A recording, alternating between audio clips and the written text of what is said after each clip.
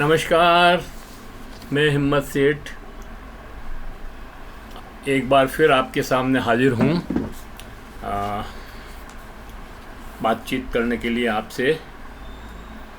और बातचीत शुरू करते हैं और आज बात करेंगे नीट परीक्षा के मुद्दे के ऊपर ही। पहले भी एक दो बार पहले बातचीत कर चुके हैं हम इस पे, लेकिन फिर भी जो हमें लग रहा है कि आज सुप्रीम कोर्ट में सुनवाई भी है, पूरे आदर के साथ, पूरे सम्मान के साथ सुप्रीम कोर्ट जो भी फैसला देगा वो तो सबको मानना ही है। लेकिन जो सुप्रीम कोर्ट ने पहले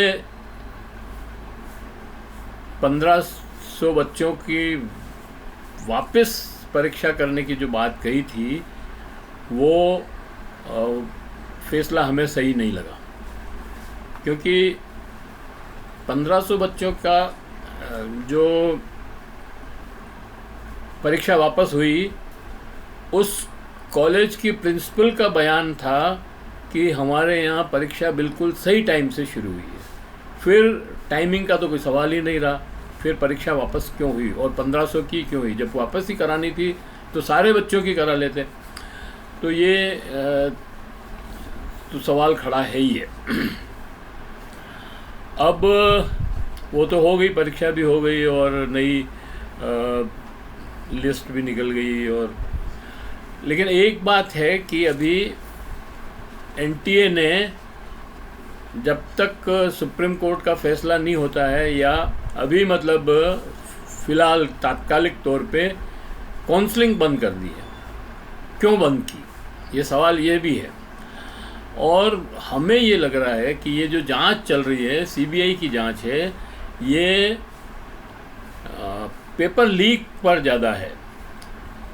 पेपर लीक कहाँ से हुआ, किसने किया, कौन ने पैसे लिए, कौन ने पेपर दिया, इन सब चीज़ों पे जांच हो रही है।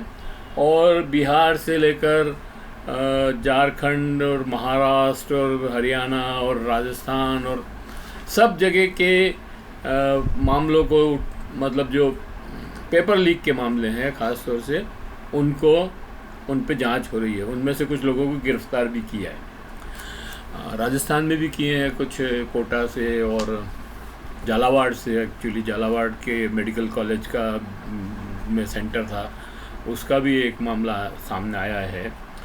और लातूर तक गया है मामला। और हरियाणा और झारखंड तो और बिहार, ये तो मुख्य केंद्र हैं इस सारे पेपर लीक के, इस प्रोग्राम के। लेकिन हमें लग रहा है कि ये नीट परीक्षा का जो मुद्दा है, संसद से सड़क तक बहुत दमदार तरीके से उठाया जा रहा है। 4 जून 2024 की परीक्षा का परिणाम आया। 4 जून 2024 को परीक्षा का परिणाम आया और 67 लड़कों ने उसमें उस परीक्षा में टॉप किया। 720 में से 720 नंबर लेकर पहले रैंक में खड़े हुए। तब लोगों को लगा कि ऐसा कैसे हो सकता है। परीक्षा में धांधली का आरोप लगा और बड़े घोटाले की ओर संकेत मिले। तब तक शिक्षा मंत्री धर्मेंद्र प्रधान फिर से शिक्षा मंत्री पद की शपथ ले चुके थे और उन्होंने बयान दिया कि नीट परीक्षा में कोई गड़बड़ नहीं हुई है और हम जल्दी ही काउंसलिंग प्रारंभ करेंगे। इसी बीच हरियाणा के कुछ सेंटर पर बच्चों की परीक्षा देर से प्रारंभ हुई और इसलिए उन्हें बोनस मार्क्स देने की घोषणा की। पहले इस बात को लेकर देश की सर्वोच्च अदालत में गए। बच्चे इस बात को लेकर सर्वोच्च अदालत में गए और अदालत ने बोनस मार्क के स्थान पर 1563 बच्चों की नीट परीक्षा वापस करवाने की मांग की, आदेश दिया, मांग ली। लेकिन ये समस्या का हल नहीं था और इससे समस्या और जटिल हो गई। अभी लोग बाग अपनी जांच कर ही रहे थे कि परीक्षा में गड़बड़ हुई है और पेपर लीक हुआ है, इसके सबूत मिलने लगे। पहले बिहार से ऐसी खबरें मिली, फिर इसके तार झारखंड में हजारीबाग सेंटर से जुड़े, वहाँ से बात हरियाणा के जर्जर, राजस्थान और हरियाणा से गुजरात, राजस्थान और अब महाराष्ट्र तक पहुंची है। खबरें आ रही है कि नीट परीक्षा में पेपर लीक हुआ और वहाँ भी लोगों ने पेपर 33 लाख से 50 लाख में के बीच ये खरीदा गया।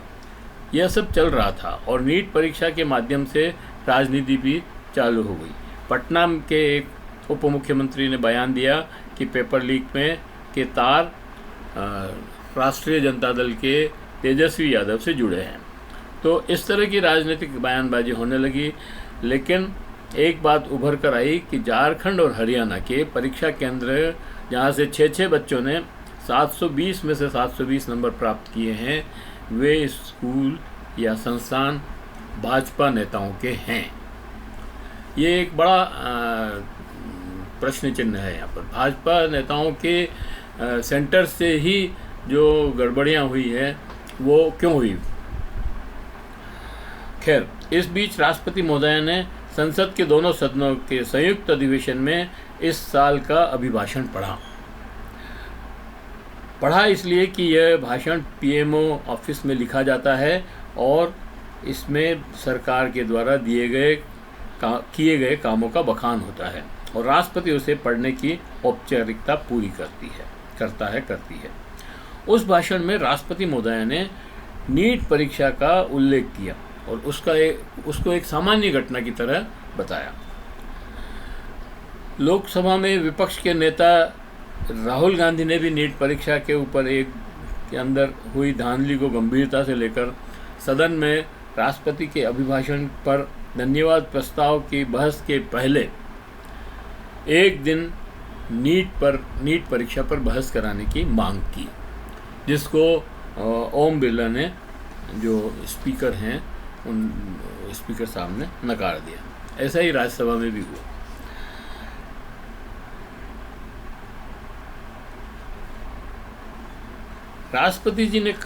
राष्ट्रपति महोदय ने अपने भाषण में कहा कि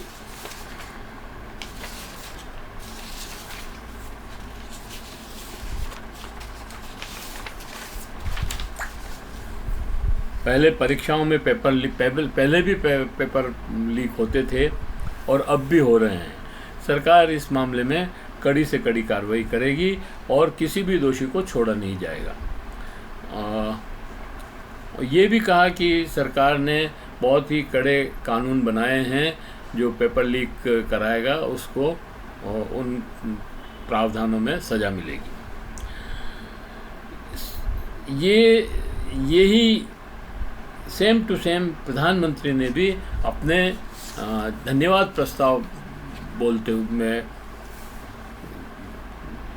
हुए कहा कि सरकार किसी को भी माफ़ नहीं करेगी और कड़ी से कड़ी सज़ा देगी। सीबीआई जांच चल रही है और कुछ लोगों की गिरफ्तार भी किया गया है। सारे मामले में दूध का दूध और पानी का पानी हो जाएगा। यहाँ तक तो बिल्कुल ठीक है, जांच चल रही है, लेकिन हमें लग रहा है कि जांच सही दिशा में नहीं चल रही है। उसके कारण है, और कारण क्या है मैं बताता हूँ आपको। मेरी अपनी सोच के हिसाब से ऐसा कुछ नहीं होने वाला है, क्योंकि जांच एजेंसी की विश्वसनीयता ही नहीं है। इसी सीबीआई ने मध्य प्रदेश के व्यापम घोटाले की जांच की थी, लेकिन कुल परिणाम 0 ही आया। एक मज़े की बात और ये है कि उस समय व्यापम घोटाले के सर्वा प्रदीप जोशी ही थे, जो अभी NTA के अध्यक्ष भी प्रदीप जोशी ही हैं। प्रदीप जोशी व्यापम से हटने के बाद छत्तीसगढ़ और फिर दिल्ली UPSC में हेराफेरी करते हुए ATM के अध्यक्ष बने। इसकी कहानी कभी और बात करेंगे। सवाल ये है कि जांच को क्यों भटकाया जा रहा है और गिरफ्तारियां बहुत छोटे स्तर के लोगों की हो रही है। किसी ने पैसे दिए के लिए या किसी को पेपर दिया, कुछ पैसे उससे ले लिए, तो इस पे जांच मतलब गिरफ्तारियां हो रही है। लेकिन जो बड़ा सवाल है,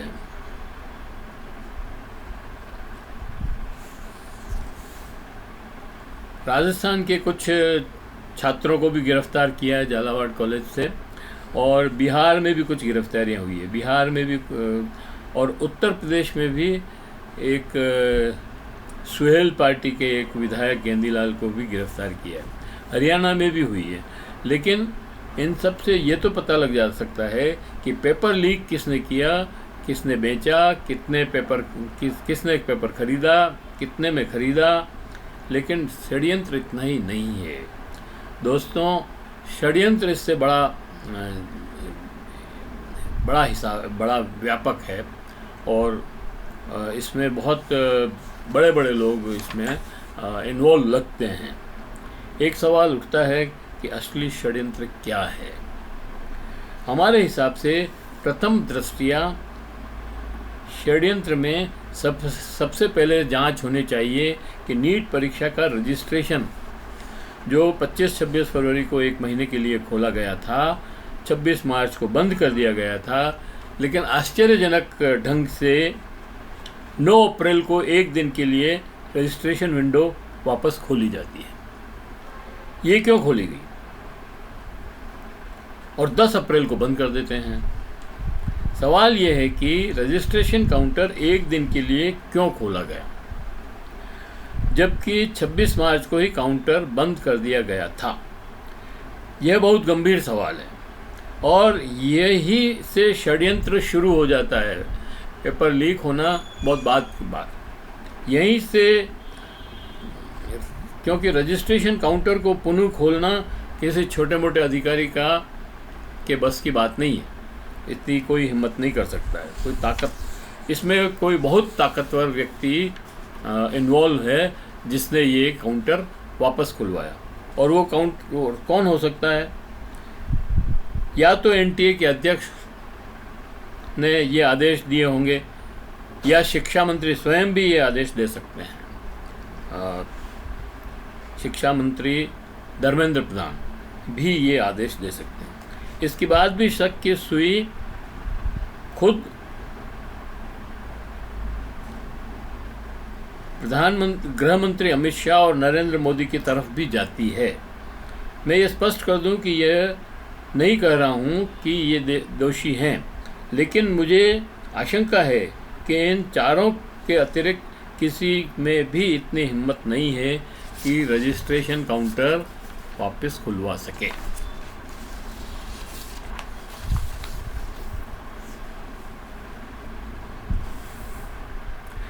इसको जांच के घेरे में लेना चाहिए, हमारी मांग है ये। हम चाहते हैं कि इसको यही नहीं, पहले एनटीए ने नीट परीक्षा के परिणाम के जून तक निकालने की घोषणा की थी, लेकिन फिर लोकसभा के चुनाव के परिणामों के दिन ही परिणाम घोषित कर दिए। क्यों? ये भी एक बड़ा सवाल है कि आपने घोषणा की कि 14 तारीख को हम घोषणा करेंगे चुनाव की, मतलब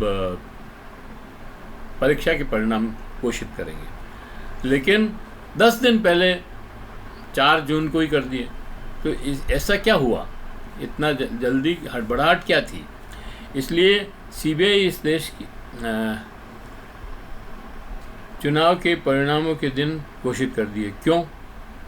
ये फैसला भी षड्यंत्र में बड़े ताकतवर लोगों के शामिल होने की, इस षड्यंत्र में बड़े और ताकतवर लोगों के शामिल होने की गंध आती है। इसके साथ ही एक और बात हुई है,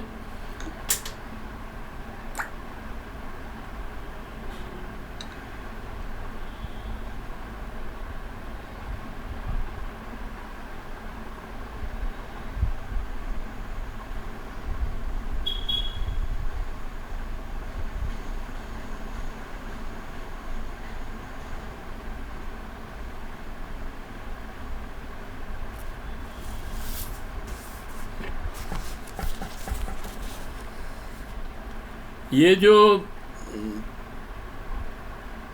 परीक्षा को आउटसोर्स किया गया,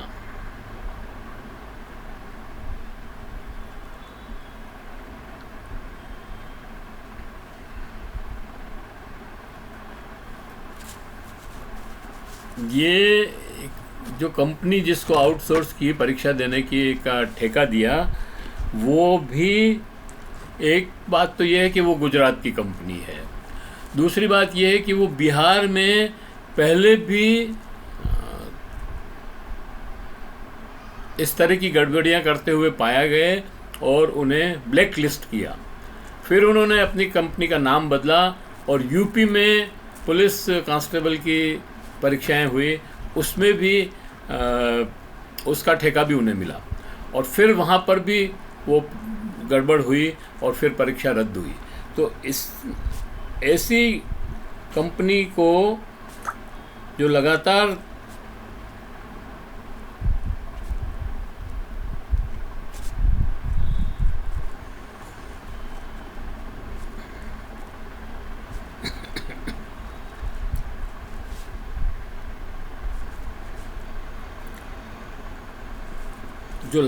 गड़बड़ कर रही है और ब्लैक लिस्टेड है, वहाँ यूपी में भी ब्लैक लिस्टेड हुई है, उसको ही ये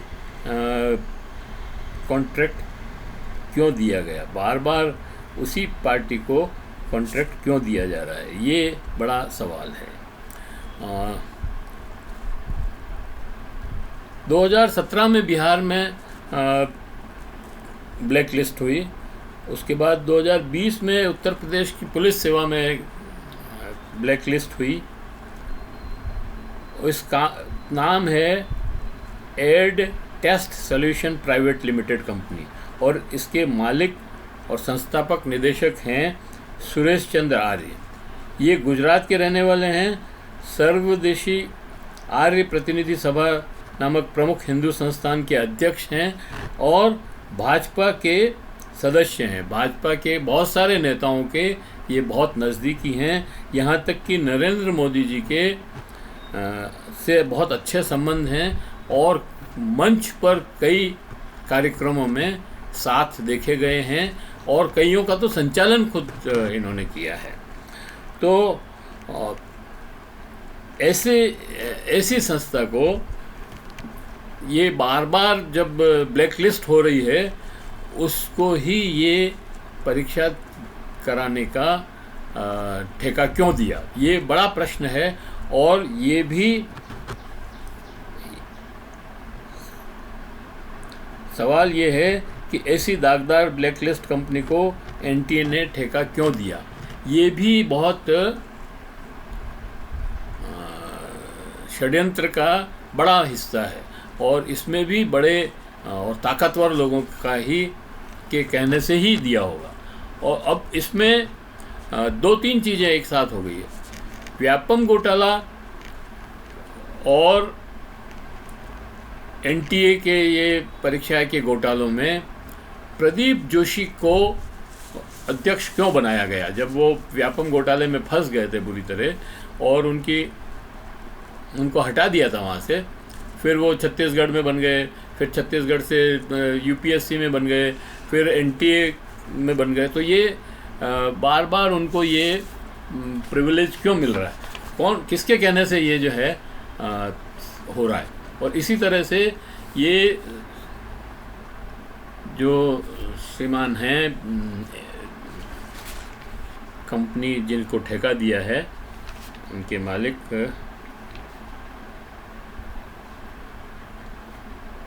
सुरेश चंद्र आर्य, इन सुरेश चंद्र आर्य को बार बार ठेका क्यों मिल रहा है, जबकि ये इनकी कंपनी ब्लैक लिस्टेड हो चुकी है, दो जगह दो बार तीन बार ब्लैक लिस्टेड हो चुकी है, उसके बाद भी उनको लगातार कॉन्ट्रैक्ट मिल रहे हैं।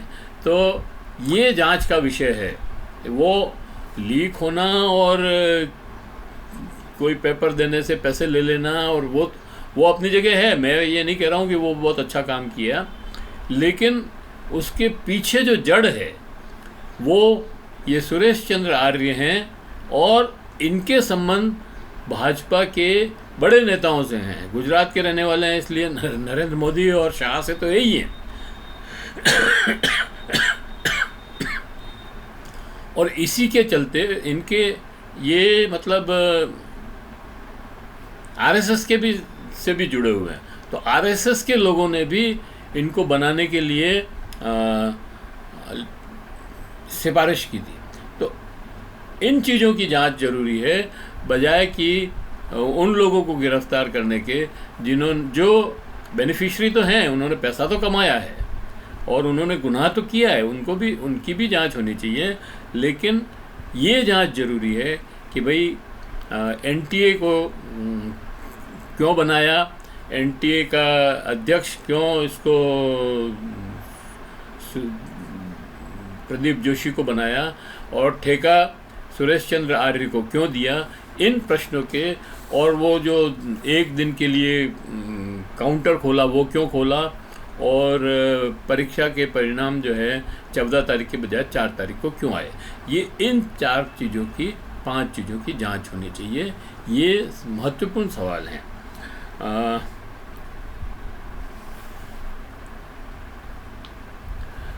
बाकी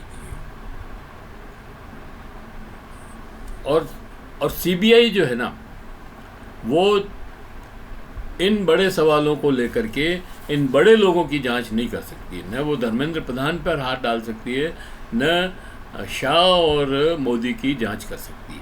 और इसलिए ये जांच या तो सुप्रीम कोर्ट के जज के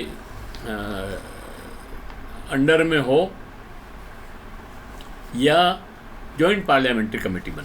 जॉइंट पार्लियामेंट्री कमेटी बनेगी तभी इसकी जांच सही तरीके से हो सकती है।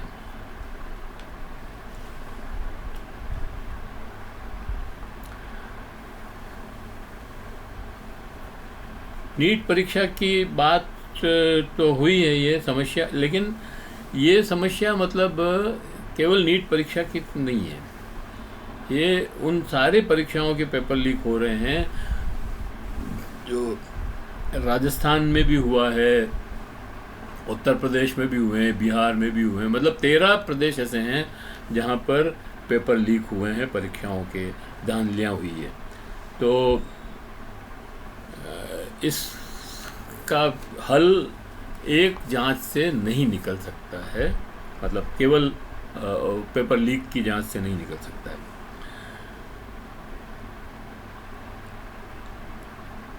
ये नीट की जांच से पता नहीं चल सकता, और पता चल भी जाए तो क्या, आप इस नकल माफिया को, क्योंकि ये नकल माफिया पूरा परीक्षा व्यवस्था में घुस गया है और इसे बाहर कैसे करेंगे, इसके ऊपर चर्चा होनी चाहिए। पूरी शिक्षा व्यवस्था में शिक्षा माफिया ने पैर पसार रखे हैं। ये सब धांधलियाँ शिक्षा व्यवस्था के निजीकरण से और कोचिंग इंस्टीट्यूट से भी जुड़ी हुई है। अटल बिहारी वाजपेयी की सरकार में बिरला अंबानी ने शिक्षा नीति पर अपनी एक रिपोर्ट दी थी।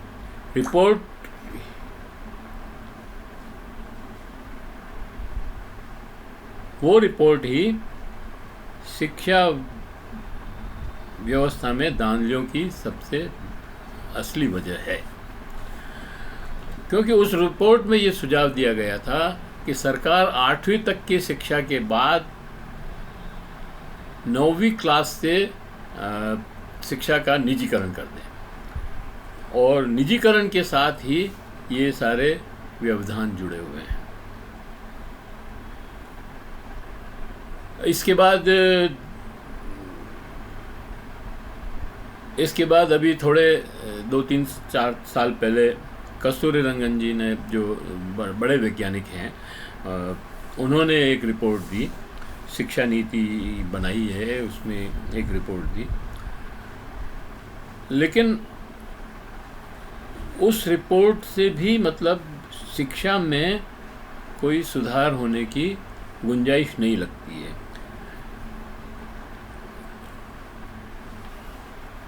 क्योंकि इस रिपोर्ट में भी ये सुझाव दिया गया है कि 8वीं कक्षा के बाद शिक्षा का निजीकरण कर दिया जाए, इसके बाद अभी अच्छा,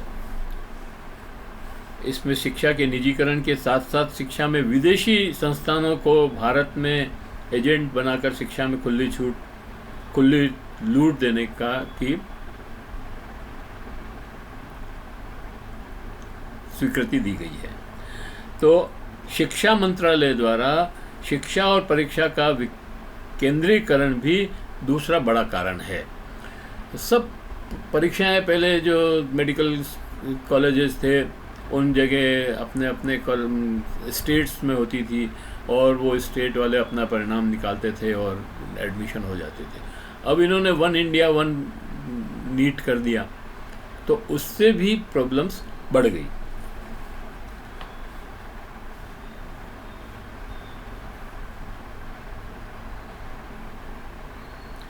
परीक्षा को आउटसोर्स करना भी एक बड़ा कारण है।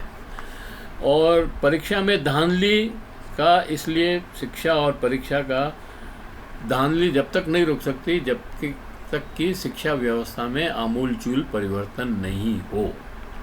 पहले एग्ज़ाम जो होते थे उसमें पूरे पेपर्स लिखे जाते थे, प्रश्न आते थे और उससे उनका टेस्ट होता था। अब क्या है कि यस नो में आंसर देने हैं, 4 में से 1 चूज करना है, इस तरह के क्वेश्चंस आते हैं। तो उसमें कोई उसके इंटेलिजेंसी की जांच नहीं हो सकती है उसकी, इसलिए ये व्यवस्था ही गड़बड़ है। इस समस्या का तब तक हल संभव नहीं है जब तक कि ये शिक्षा में आमूलचूल परिवर्तन नहीं हो। आश्चर्य है कि गुरुकुल शिक्षा के हिमायती एक शिक्षा का केंद्रीकरण और निजीकरण करने में लगे हैं, जबकि